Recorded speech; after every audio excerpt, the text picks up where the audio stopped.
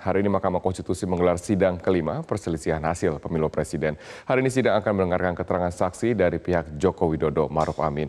Kita akan bergabung bersama dengan Nadine Utomo melaporkan langsung dari gedung Mahkamah Konstitusi. Nadine, siapa saja saksi yang dihadirkan oleh tim kuasa hukum Jokowi Maruf hari ini? Ya Robert, kita lihat bahwa Mahkamah Konstitusi memberikan jatah ataupun batasan ada 15 orang saksi dan juga 2 ahli yang dihadirkan dalam persidangan ataupun pemeriksaan persidangan. Kemudian kami mendapatkan informasi bahwa untuk dari pihak terkait yaitu pihak dari 01 akan menghadirkan ahli. Ini merupakan bisa dibilang ada masih kemungkinan yaitu adalah ahli pidana atau pakar hukum dari UGM yaitu Edi Hiraij ataupun ada juga pakar hukum Heru Susetio. Ini juga masih menjadi pertimbangan apakah menghadirkan dua-duanya. Namun yang tadi ditegaskan oleh salah satu kuasa hukum dari pihak 01, Iwayan Sudirta, menyatakan bahwa dari pihak 01 ini akan menghadirkan ahli untuk menjawab pertanyaan ataupun gugatan terkait dengan TSM, kecurangan dari terstruktur, sistematis, dan juga masif. Karena ini merupakan salah satu pokok permohonan ataupun gugatan yang disampaikan oleh pihak pemohon ataupun 02. Kemudian selain dari topik terkait dengan TSM, pelanggaran pemilu terkait TSM, kemudian dari ada 3 kemudian yang menjadi fokus 01 untuk menghadirkan saksi dan juga ahli hari ini. Kemudian yang kedua adalah terkait dengan penghitungan suara ataupun terkait dengan pidana pemilu. Dan yang ketiga adalah terkait dengan selisih suara, karena ini merupakan sebetulnya yang menjadi pokok yang dimasukkan ke dalam sidang sengketa di Mahkamah Konstitusi ataupun dalam perselisihan hasil pemilihan umum atau PHPU. Kita lihat bahwa ini merupakan sidang kelima dan merupakan sidang untuk pemeriksaan saksi ketiga.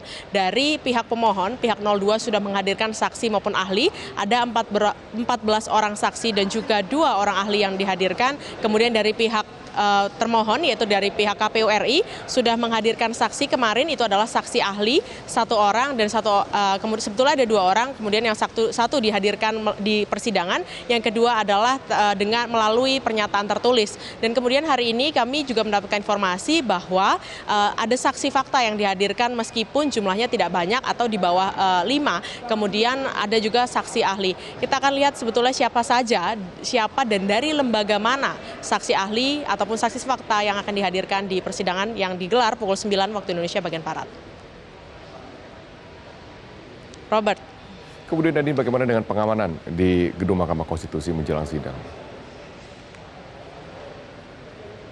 Robert, pengamanan terus dilakukan oleh pihak kepolisian maupun TNI. Tadi kami memantau bahwa setiap persidangan ini akan digelar apel pagi terlebih dahulu, sekitar pukul 7 waktu Indonesia bagian Barat.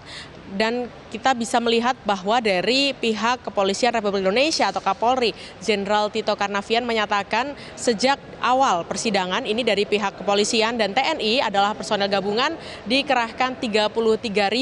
Itu adalah 17.000 kepolisian dan 16.000 dari pihak TNI. Namun kemudian jumlah ini juga sebetulnya tidak spesifik di MK saja, namun juga di titik-titik vital lainnya. Kemudian kami juga tadi memantau bahwa untuk yang kami lihat di apel pagi hari ini ada 500 anggota BRIMOB yang menggelar apel, dan kemudian selain dari apel pengamanan atau apel pagi, kami juga memantau bahwa ini sudah kedua kalinya kami melihat yaitu adalah adanya anjing pelacak yang dikerahkan oleh petugas kepolisian untuk kemudian melacak apakah ada bahan peledak yang ada di Mahkamah Konstitusi. Namun kita lihat bahwa kemarin juga sebetulnya sudah dikerahkan anjing pelacak dan kepolisian tidak menemukan adanya bahan peledak.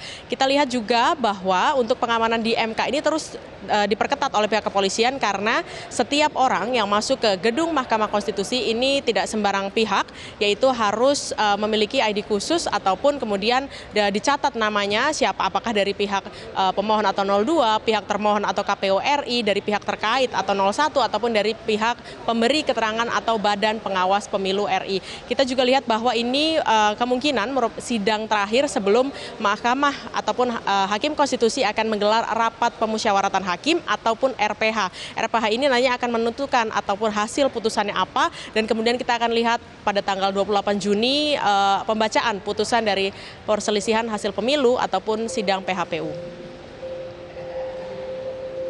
Kembali ke Anda, Robert. Baik, terima kasih Nadine Utomo atas informasi Anda.